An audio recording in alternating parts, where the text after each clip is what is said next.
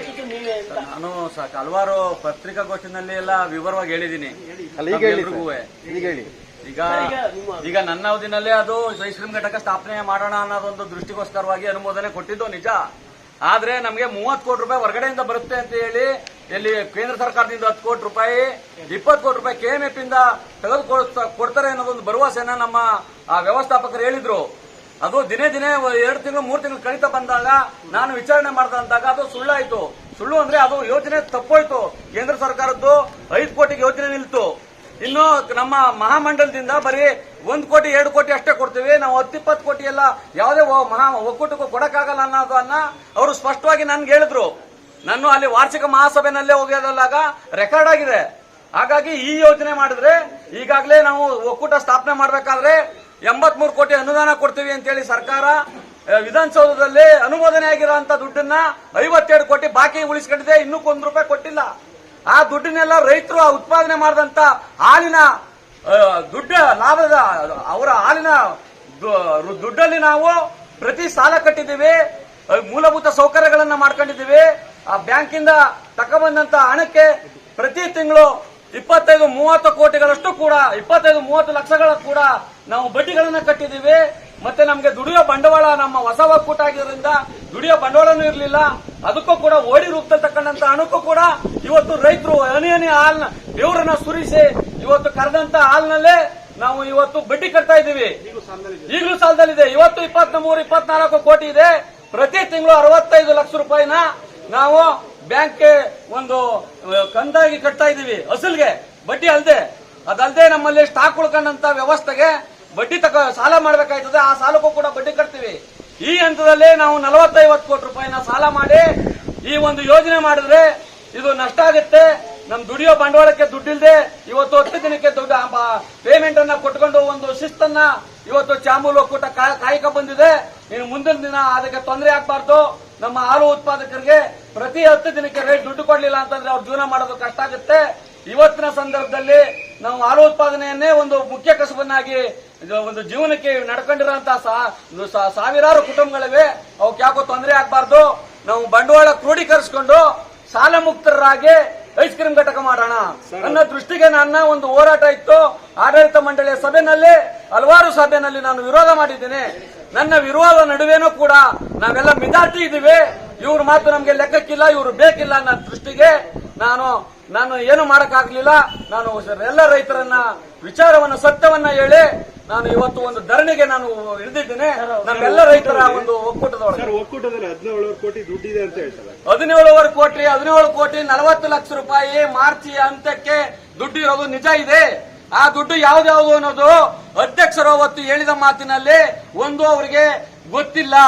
ಅವರು ಅದರ ಬಗ್ಗೆ ತಿಳ್ಕೊಳ್ಳುವಂತ ಶಕ್ತಿ ಅವರಲ್ಲಿ ಇಲ್ಲ. ಅಂಕಿಅಂಶದ ಒಂದು ಅಧ್ಯಯನ ಅವರು ಮಾಡಿಲ್ಲ. 17 ಕೋಟಿ 40 ಲಕ್ಷ ರೂಪಾಯಿ ದುಡ್ಡಿರೋ ದುಡ್ಡು 4 ಕೋಟಿ 40 ಲಕ್ಷ ರೂಪಾಯಿನ ಎಸ್ ಬ್ಯಾಂಕ್ ಅಲ್ಲಿ 55 ಕೋಟಿ ಸಾಲವನ್ನ ಒಕ್ಕೂಟ ನಿರ್ಮಾಣ ಮಾಡೋ ಹಂತಕ್ಕೆ ನಾವು ಸಾಲ ಪಡ್ಕೊಂಡಿರೋದಕ್ಕೆ ಲೀನ್ ಮಾಡಿದೀವಿ. ಭದ್ರತಾ ಠೇವಣಿಯನ್ನಾಗಿ ಇಟ್ಕೊಂಡಿದ್ದಾರೆ. ಅದು ನಾನಲ್ಲ, ಯಾರು ಕೇಳಿದ್ರು ಕೊಡಕ್ಕೆ ಕಾನೂನಲ್ಲಿಲ್ಲ. ಅದಲ್ಲದೆ ಇನ್ನೂ ಸ್ವಲ್ಪ ಪ್ರಮಾಣದ ಹಣ ಅಲ್ಲಿ ಒಂದು ರಿಸರ್ವ್ ಆಗಿ ಇಡಬೇಕಾಗುತ್ತೆ, ಮೀಸಲು ಹಣ ಅಂತೇಳಿ. ಅದನ್ನು ಯಾರು ಎತ್ಕೊಳ್ಳಂಗಿಲ್ಲ. ನಮ್ಮ ಕಟ್ಟಡಕ್ಕೆ ನಾನೇನು ಅದನ್ನೆಲ್ಲ ಎತ್ಕೊತೀನಿ ಅಂತ ಉಪಯೋಗಿಸಿದ್ರೆ ಒಂದು 10 ಕೋಟಿ 11 ಕೋಟಿ ದುಡ್ಡು ಎತ್ಕೋಬಹುದು. 10 ಕೋಟಿ 11 ಕೋಟಿಗೆ ನಮ್ ಕೇಂದ್ರ ಸರ್ಕಾರದಿಂದ ಬರೀ 5 ಕೋಟಿ ದುಡ್ಡು ಬರೋದನ್ನ ನಂಬಿ ನಾವು ಈ ಒಂದು ಯೋಜನೆ ಮಾಡಿ 40-50 ಕೋಟಿ ರೂಪಾಯಿ ಸಾಲ ಮಾಡಿದ್ರೆ ಒಕ್ಕೂಟದ ರೈತರ ತಲೆ ಮೇಲೆ ಹಾಕ್ತಾರೆ. ರೈತರಿಗೆ ಆ ಒಂದು ಬ್ಯಾಂಕಿನ ಸಾಲವನ್ನ ಕಟ್ಟಿ ಮತ್ತೆ ಅಲ್ಲಿ ಆಡಳಿತ ವೆಚ್ಚವನ್ನೆಲ್ಲ ಕಳೆದು ಉಳಿದ ದುಡ್ಡು ಮಾತ್ರ ನಾವು ರೈತರು ಕೊಡುವಂತ ವ್ಯವಸ್ಥೆ ಒಕ್ಕೂಟದೊಳಗೆ ಇರೋದ್ರಿಂದ ಈ ಒಂದು ಯೋಜನೆ ಕೈ ಬಿಡಬೇಕು. ರೈತರಿಗೆ ರೈತ ತಕ್ಕ ಒಂದು ರೇಟ್ ಅನ್ನ ಕೊಡಬೇಕು. ಯಾವುದೇ ಕಾರಣಕ್ಕೂ ನಾವು ರೇಟ್ ನ ಇಳಿಸಬಾರ್ದು. ಈ ತಿಂಗಳು ನಷ್ಟ ಆಗುತ್ತೆ ಅಂತ ಹೇಳಿ ನಾವೇ ರೇಟ್ ಇಳಿಸಿದೀವಿ ಅಂತ ಉದಾಹರಣೆಗಳು ನಾನು ಮಾಡಿದ್ದೀನಿ. ಆ ರೀತಿ ರೈತರನ್ನ ನಾವು ಇಳಿಸುವಂತ ವಾತಾವರಣಕ್ಕೆ ನಾವು ಹೋಗಬಾರ್ದು ಅನ್ನೋ ದೃಷ್ಟಿಗೋಸ್ಕರವಾಗಿ ಈ ಸಾಲ ಮಾಡಿ ಯೋಜನೆಯನ್ನ ಮಾಡೋದನ್ನ ನಿಲ್ಲಿಸಿ ಅನ್ನೋದೊಂದು ಘೋಷಣೆ ಮುಖಾಂತರವಾಗಿ ನಾವು ಈ ಒಂದು ಹೋರಾಟವನ್ನ ಮಾಡ್ತಾ ಇದ್ದೀವಿ. ಹಾಗಾಗಿ ನಾವು ಇವತ್ತು ಒಂದು ದೇಶವನ್ನ ಸಾಕುವಂತ ಜನರು ದೇಶಕ್ಕೆ ಇವತ್ತು ಮಕ್ಕಳಿಂದ ಎಲ್ಲ ವೃದ್ಧರವರೆಗೂ ಕೂಡ ಹಾಲಿನ ಒಂದು ಸೇವನೆಯಿಂದ ಇವತ್ತು ನಮ್ಮ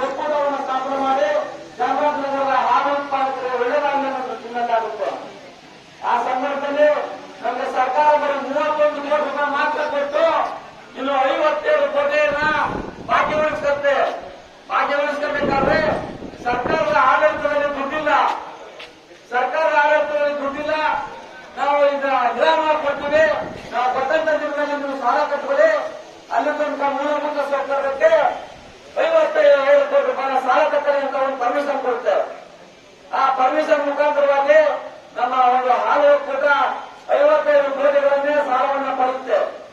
55 ಕೋಟಿಗಳನ್ನು ಸಾಲ ಪಡೆದು ಪ್ರಾರಂಭ ಮಾಡ್ತೀವಿ. ಹಾಲನ್ನು ಶೇಖರಣೆ ಮಾಡಿ ಮಾರಾಟ ಮಾಡಲಿಕ್ಕೆ ನಮ್ಮ ಒಂದು ಜಿಲ್ಲೆ ಒಳಗೆ ಪಟ್ಟಣ ಪ್ರದೇಶ ಕಮ್ಮಿ ಇರುತ್ತೆ, ನಮ್ಮಲ್ಲಿ ಗರುಡಾಡಿನ ಪ್ರದೇಶ ಜಾಸ್ತಿ. ಹಾಲಿನಾಗೆ ಮಾರಾಟ ಮಾಡುವಂತ ವ್ಯವಸ್ಥೆ ಕಮ್ಮಿ ಇರುತ್ತೆ. ಆಗ ಒಂದು ಮಹಾನಗರದಿಂದ ನಿರ್ಣಯದ ಪ್ರಕಾರ ಒಂದು ಚಟ್ಟಾಪಟ್ಟಣ ಮಾಡಿ 6 ತಿಂಗಳು ಯಾವುದೇ ದುಡ್ಡು ಬೇಕಾಗಿಲ್ಲ, ಏನಿಲ್ಲ. ಆ ರೀತಿ ಒಂದು ಹಾಲನ್ನು ತಯಾರು ಮಾಡಿ ಆ ಚಟ್ಟಾಪಟ್ಟಣದಲ್ಲಿ ಹಾಕಿದ್ರೆ 6 ತಿಂಗಳಿರ್ಬೋದು. ಆ ಹಾಲನ್ನ 1 ಲಕ್ಷ ಲೀಟರ್ ಹಾಲನ್ನ ಮಾರಾಟ ಮಾಡಕ್ಕೆ ಅವಕಾಶ ಕೊಡುತ್ತೆ. ಹಾಲನ್ನ ಇವತ್ತು ನಾವು ಮಾರಾಟ ಮಾಡ್ತಾ ಇದ್ದೀವಿ. ಹಾಗಾಗಿ ಆ ಸಾಲಕ್ಕೆ ನಾವು ಇವತ್ತು 55 ಕೋಟಿ ರೂಪಾಯಿ ಏನ್ ಸಾಲ ಮಾಡಿದ್ದೀವಿ, ಆ ಸಾಲಕ್ಕೆ ಇವತ್ತು ರೈತರು ಉತ್ಪಾದನೆ ಮಾಡುವಂತ ಹಾಲಿನ ಹಣದಲ್ಲಿ ಮಾತ್ರ ಕಟ್ತಾ ಇದ್ದೀವಿ.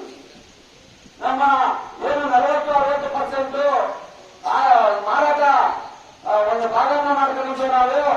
ಆ ಮೈಸೂರು ಜಿಲ್ಲೆಯವರು ನಮಗೆ 60-40% ಮಾರುಕಟ್ಟೆ ವ್ಯವಸ್ಥೆಯನ್ನ ಕೊಡಲ್ಲ. ನಮಗೆ ಉಳ್ಕೊಳ್ಳೋದು ಬರೀ 10% ಮಾತ್ರ ಉಳ್ಕೊಳ್ಳುತ್ತೆ. ಇನ್ನು 30% ನಾವು ಮೈಸೂರು ಒಕ್ಕೂಟದಿಂದ ಹಾಲು ಮಾರುಕಟ್ಟೆಯನ್ನ ವಂಚಿತರಾಗಿದ್ದೇವೆ. ಇವತ್ತು ನಮ್ಮ ಚಾಮರಾಜನಗರ ಜಿಲ್ಲೆಯ ಹಾಲು ಉತ್ಪಾದಕರು, ನಮ್ಮ ಹಾಲು ಉತ್ಪಾದನೆಗಳು ಮಾರಾಟ ಆಗೋದಿಲ್ಲ. ನಮ್ಮ ಅಧ್ಯಕ್ಷ ಸ್ವಾಗತ ಅವರ ಅವಧಿನಲ್ಲಿ ಎಲ್ಲ ರೆಕಾರ್ಡ್ಗಳಿದೆ. ನಂಜನಗೂಡು ಮತ್ತು ನಕ್ಷತ್ರವನ್ನ ಮಾರ್ಕೆಟ್ ಬಿಟ್ಕೊಡ್ಬೇಕು ಅನ್ನೋದೊಂದು ತೀರ್ಮಾನ ಆಗಿರುತ್ತೆ. ನನ್ನ ಹಿಂದಿನ ಒಂದು ಆಡಳಿತ ಮಂಡಳಿ ಅವರಿಂದಲೂ ಕೂಡ ಅದರ ಬಗ್ಗೆ ಚರ್ಚೆ ಆಗಿ ವಿಫಲರಾಗಿರ್ತಾರೆ ಮಾರುಕಟ್ಟೆಯನ್ನು ತಗೊಳ್ಳೋಕೆ. ಈಗಲೂ ಕೂಡ ನಾವು ಕೂಡ ಏನೇ ಮಾಡಿದ್ರು ಮೈಸೂರಿಂದ ನಾವು ನಂಜನಗೂಡು ಮತ್ತೆ ನರಸೀಪುರವನ್ನ ನಮಗೆ ಮಾರ್ಕೆಟ್ ಕೊಡೋದ್ರಲ್ಲಿ ಅವರು ನಾವು ತಗೊಳ್ಳೋದಕ್ಕೆ ನಾವು ವಿಫಲರಾಗಿದ್ದೀವಿ. ಹಾಗಾಗಿ ನಮಗೆ ಮಾರುಕಟ್ಟೆ ವ್ಯವಸ್ಥೆ ತುಂಬಾ ಕಮ್ಮಿ ಇದೆ. ನಾನು ಚಾಮೂರಿನಲ್ಲಿ 2022ರಲ್ಲಿ ನಡೆದಂತ ಚುನಾವಣೆಯಲ್ಲಿ ಆಯ್ಕೆಯಾಗಿ ಅಧ್ಯಕ್ಷನಾಗಿರ್ತೇನೆ. ನಾನು ಮಹಾಮಂಡಲದಲ್ಲಿ ಹೋಗಿ ಚರ್ಚೆ ಮಾಡಿ ಕೇಳಿದಾಗಲೆಲ್ಲ ಕೂಡ ನಮಗೆ ಯಾವುದೇ ನ್ಯಾಯ ಕೊಟ್ಟಿಲ್ಲ. ಹಲವಾರು ವಿಚಾರ ಇದರಲ್ಲಿ ನಾನು ಬೆಂಗಳೂರಿನಲ್ಲಿ ಒಂದು ಭಾಗವನ್ನು ಬಿಟ್ಟುಕೊಡಿ, ಒಂದು 15 ಲಕ್ಷ 20 ಲಕ್ಷ 25 ಲಕ್ಷ ಲೀಟರ್ ಹಾಲು ಮಾರಾಟ ಆಗುವಂತ ಜಾಗ ಇದೆ. ನಮಗೆ ಒಂದು 50,000 ಲೀಟರ್ ಹಾಲು ಮಾರಾಟ ಮಾಡುವಂತ ಒಂದು ಸ್ಥಳಗಳನ್ನು ಪಡೆಯೋದು ಕೂಡ ನಮಗೆ ಕೊಟ್ಟಿಲ್ಲ. ಹಾಗಾಗಿ ಸಂಕಟದ ಸ್ಥಿತಿಯಲ್ಲಿ ಇವತ್ತು ನಾವು ಹಾಲು ಒಕ್ಕೂಟವನ್ನು ನಡೆಸಿಕೊಂಡು ಹೋಗುವಂತ ಒಂದು ಸ್ಥಿತಿ ನಿರ್ಮಾಣ ಆಗಿದೆ. ಅದರಲ್ಲೂ ಕೂಡ ನಮ್ಮ ಮೂಲಭೂತ ಸೌಕರ್ಯಕ್ಕೆ 57 ಕೋಟಿ ಕೊಡಬೇಕಾಗಿರೋ ದುಡ್ಡನ್ನ ಎಲ್ಲಾ ಸರ್ಕಾರಗಳು ಇಂದು ನಾಳೆ ಅಂತ ಹೇಳಿ ನಮಗೆ ವಂಚನೆ ಮಾಡಿದ್ದಾರೆ. ಇದು ನಮ್ಮ ಚಾಮರಾಜನಗರ ಜಿಲ್ಲೆಯ ಹಾಲು ಉತ್ಪಾದಕರ ಒಂದು ದುರದೃಷ್ಟ. ಈ ರೀತಿ ದುರದೃಷ್ಟ ಪ್ರಕರಣಕ್ಕೆ ಹೇಳಿದ್ರೆ ನಮಗೆ ಮೈಸೂರಲ್ಲಿ ಹಾಲು ಒಕ್ಕೂಟ ಇದ್ದಿದ್ರು ಸರಿ ಇರ್ತಿತ್ತು. ನಮಗೆ ಇಲ್ಲಿ ಚಾಮರಾಜನಗರದಲ್ಲಿ ಹಾಲು ಒಕ್ಕೂಟವನ್ನು ಬೇರ್ಪಡಿಸಿ ನಮ್ಮ ಚಾಮರಾಜನಗರದ ಹಾಲು ಉತ್ಪಾದಕರನ್ನ ದುರದೃಷ್ಟಕರನಾಗಿ ಮಾಡಿದ್ದಾರೆ. ಇವತ್ತು ಅದು ಹೋಗಲಾಗಬೇಕು ಅಂತ ಹೇಳಿದ್ರೆ ಇವತ್ತು ನಾವು ಚಾಮುಂಡಿಗೆ ಏನ್ ಸಾಲ ಮಾಡಿದ್ದೀವಿ ಆ ಸಾಲವನ್ನ ಸರ್ಕಾರ ತುಂಬಿಕೊಡ್ಬೇಕು. ಮತ್ತೆ ದುಡಿಯೋ ಬಂಡವಾಳಕ್ಕೆ ನಮ್ಮ ಚಾಮುಂಡಿನಲ್ಲಿ ಗೊತ್ತಿಲ್ಲ. ಒಂದು ನಾವು ವ್ಯಾಪಾರ ಮಾಡ್ಬೇಕಂದ್ರೆ ನಾವು ಏನು ಹಾಲು ಉತ್ಪಾದನೆ ಶೇಖರಣೆ ಮಾಡ್ತೀವಿ, ಆ ಶೇಖರಣೆ ಮಾಡುವಂತ ಹಾಲಲ್ಲಿ ಪೌಡರ್ ಮಾಡ್ತೀವಿ, ತುಪ್ಪ ಮಾಡ್ತೀವಿ, ಬೆಣ್ಣೆ ಮಾಡ್ತೀವಿ, ನಾವು ಬೇರೆ ಬೇರೆ ಉತ್ಪನ್ನಗಳನ್ನ ಮಾಡ್ತೀವಿ. ಆ ಉತ್ಪನ್ನಗಳೆಲ್ಲ ನಮ್ಗೆ 10 ದಿನ 5 ದಿನಕ್ಕೆ ಬರುವಂತಹದ್ದು ಹಣ ಅಲ್ಲ, ತಿಂಗಳನ್ನು ಗಟ್ಟಲೆ ಆಗುತ್ತೆ. ನಾವು ಕ್ಷೀರಭಾಗ್ಯಕ್ಕೆ ಹಾಲನ್ನು ಪೌಡರ್ನ ಕೊಡ್ತೀವಿ, ಆ ದುಡ್ಡು 4 ತಿಂಗಳು 3 ತಿಂಗಳು 5 ತಿಂಗಳಿಗೆ ದುಡ್ಡು ಬರ್ತದೆ. ಅದನ್ನೆಲ್ಲ ಮೇಂಟೈನ್ ಮಾಡ್ಬೇಕಂದ್ರೆ ನಮ್ಮ ಒಕ್ಕೂಟರಿಗೆ ದುಡಿಯೋ ಬಂಡವಾಳ ಇರಬೇಕು ಮುಖ್ಯವಾಗಿ. ಬೇರೆ ಪವರನ್ನ ರೈತ ಹಾಲು ಉತ್ಪಾದಕರು ಎಲ್ಲ ರೈತರು ಅವರ ಬುದ್ಧಿಯನ್ನು ತೋರಿಸುವಂತಹ ಒಂದು ಗುಣ ಜಮೀನಕ್ಕೆ ಬರುತ್ತೆ. ಆ ಒಂದು ಪರಿಣಾಮವನ್ನ ನಿಮ್ಗೆ